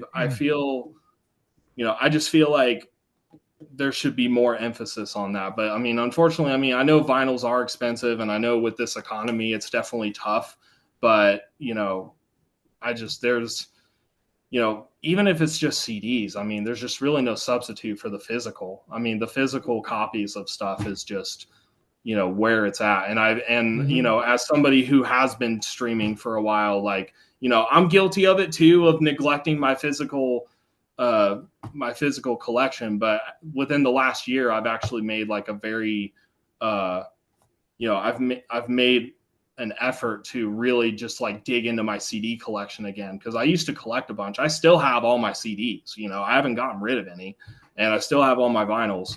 And it's like, I've really tried to make a point to be like, I'm going to listen to this. I even bought a physical CD player for my car just so I can actually because my car has a CD player, but it doesn't work right.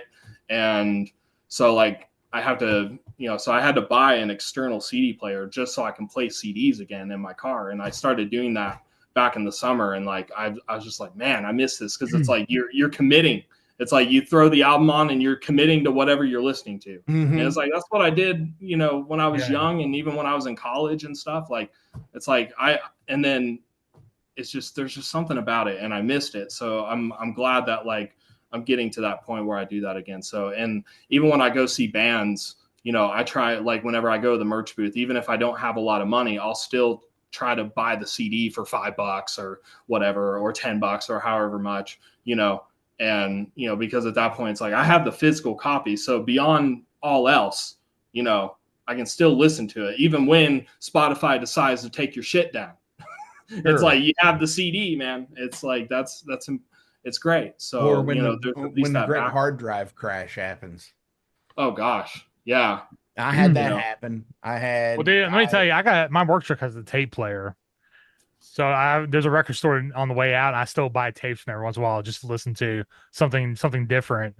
And then I put them in my box back here and never listen to them again outside my truck. But I've been thinking about getting one of those adapters to the CD player, just like the high school days, just so I could like start carrying some CDs around and shit, like just reliving. Oh yeah, man. I remember being that guy. I had an '88 Dodge Dakota. Okay. An '88 Dodge Dakota with a factory CD player. Nice. It would not play burnt discs. Oh, really? At all. It would not play burnt discs because the technology was not there yet when that CD player came out. So it couldn't read that style of file. But I remember so many times the sun visor CD holders. I hate those things because they would always start to loosen, and then the CDs would fall out when you would go around a turn. I remember like losing a CD that way. I've been in like my friends' vehicles before, like when I was younger, like that had that set up, and like they, it's like the CDs would fall out of the thing, and we'd be all like, like trying to catch it, and it's like, oh God, And if you didn't have air conditioning, this is a real struggle. If you had to have the windows down and then they would fall out the window, or they would fall into the floorboard of the passenger side, and you're like, motherfucker. But again, sad times, that's the tough one. That's another conversation for another day, because we could go on forever. Yeah, dude. Max, thank you. Jason, thank you so fucking much. This has been an awesome episode for New Starts and Dyer's Eves, the first episode of 2025, the 6-year anniversary of the Metal Forge. On our way out today, Max, from the EP that was taken down, what are we gonna play? Oh man, honestly, how about the whole damn thing? Fuck them. Play it on Spotify. Well, it's not on Spotify, but it will be when we post this now. Hopefully by then. But but the song that I'm really proud of, which is one of the ones that I shared, was the title track, "Persistent Soul." That song means a lot to me, and it's one that I feel like is kind of like, I kind of wrote it as like not only my own personal anthem, but as an anthem for anybody who is just like going through the trials and tribulations of life. And you're given so many, reasons to quit or give up or just simply not do it. And, it's about having a persistent soul and just continuing on no matter what. And, I feel like, it's been a huge, you know, that song, when I wrote it, it was like kind of a testament to the things that, you know, that not only I've been through in my life, but the band, and, you know, just like crawling our way, trying to get through. And, you know, it's like anytime like we play that song, it makes me feel a certain way. And, you know, it makes me feel like, you know, it gives me the courage to continue on. And I've heard other people, when they listen to it, they feel the same way. So that's definitely one that I would recommend playing for sure. Hell yeah, you heard him. This is Persistent Soul. Yeah. Get to the stop here.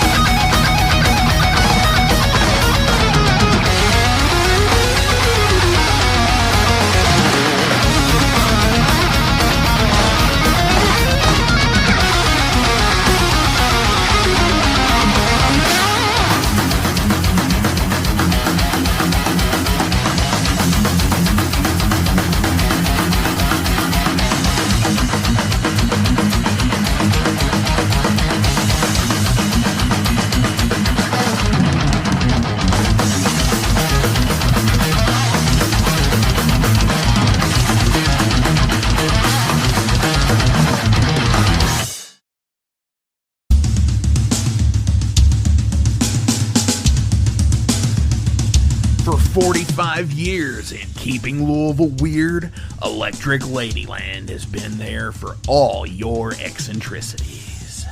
While they do offer the best smoking supplies out on the market today, there's a whole lot more to check out. From ashtrays and blacklight posters, to records, incense and burners, and items to stock your metaphysical supply. They are open from 10 to 10, 7 days a week, located at 2325 Bardstown Road in Louisville, Kentucky, and at electricladyland420.com. Roll out.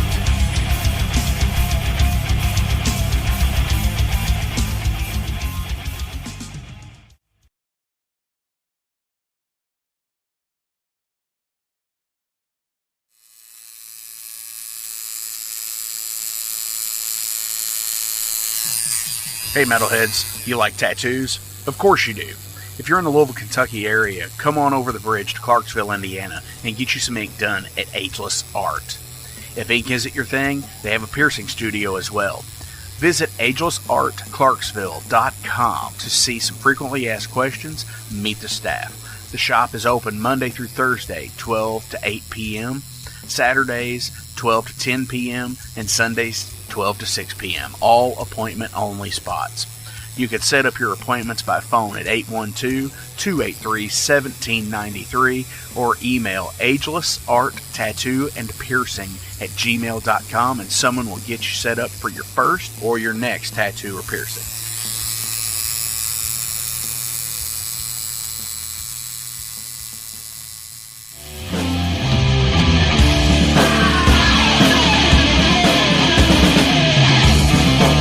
Hey metalheads, after going to a rager, what's your ultimate go-to? Mine is totally pizza.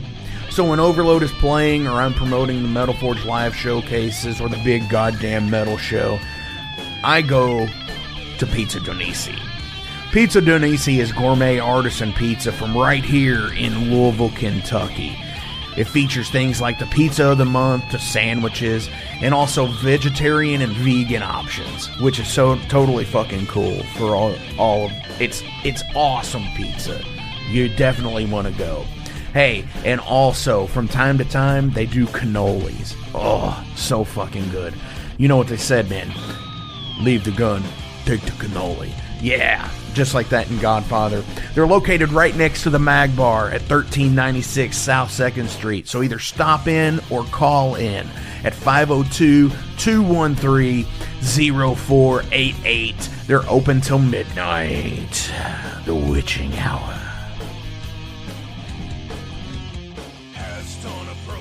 Heineken? Fuck that shit! Pabst Blue Ribbon!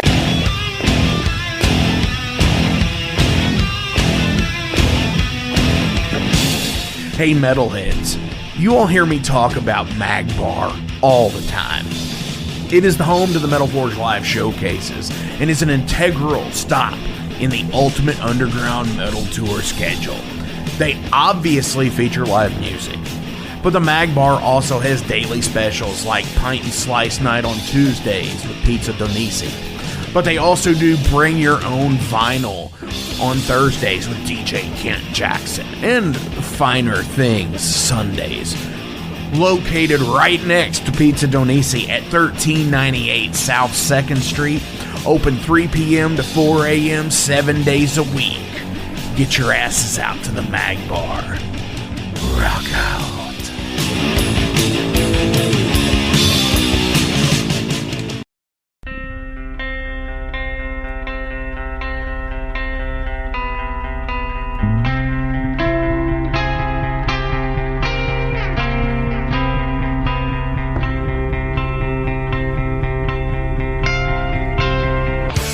In 2017, one man's vision and passion for all things metal started out as a record store in his house. Years later, the fight against a mainstream empire continues as Shadebeast. An independent metal collective and online store based in Athens, Georgia, is the world's premier heavy metal brand for music heads that value authenticity over the mainstream acceptance. featuring original t-shirts from some of the best underground artists, as well as stickers, posters from the Shadebeast Presents concert series. Unique, one-of-a-kind collectibles and small curated selection of vinyl and cassettes from the masters old and new. Visit shadebeast.com and enter promo code SithLord for free domestic shipping on your first order, whether you're a new customer or returning. And be sure to join the Shadebeast social groups on Facebook and the interwebs to keep up with the new release announcements and talk all things metal and Star Wars. You'll never find a more wretched hive of scum and filth.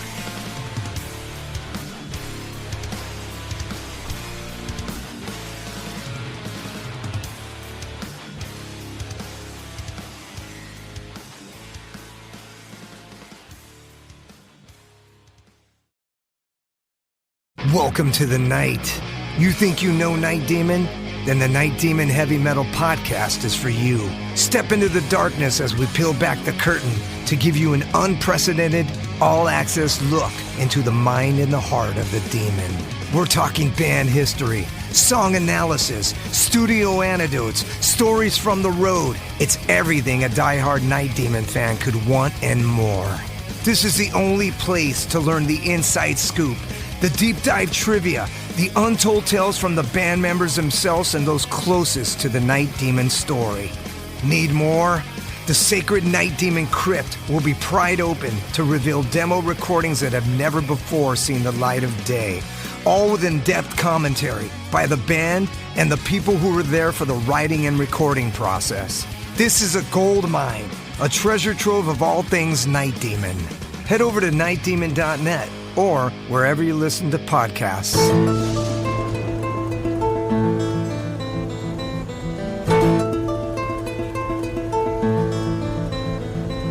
Since 2013, there has been a calling from the underground, from the graves of all those unholy, and they decided to make a zine to talk about all of this.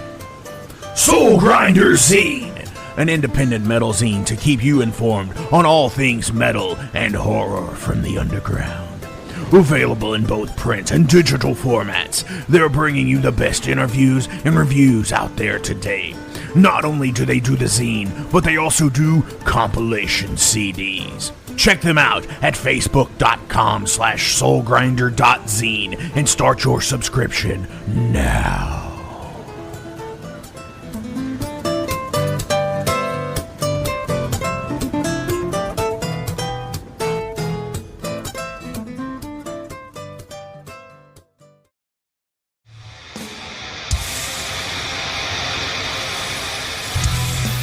Hey everybody, let me tell you about the new sponsor to the Metal Forge, Unchained Tapes. They're an independent Pennsylvania tape label. They focus on extreme metal and punk with a killer approach to the tape scene. Visit their web store at unchainedtapes.bigcartel.com now to get your fill of tapes. And for being a Metal Forge listener, enter the code METALFORGE10 at checkout to get a 10% discount on your total purchase. That's unchainedtapes.bigcartel.com.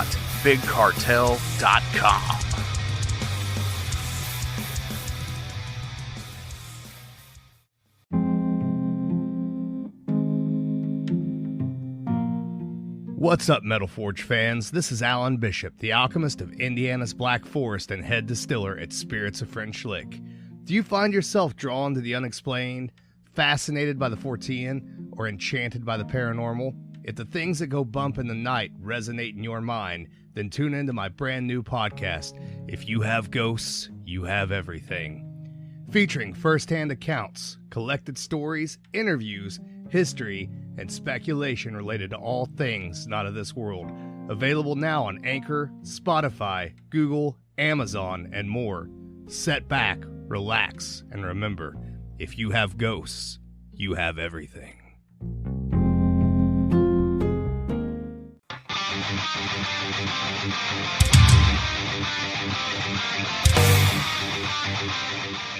Hey, let me tell you guys about Mercenary Press.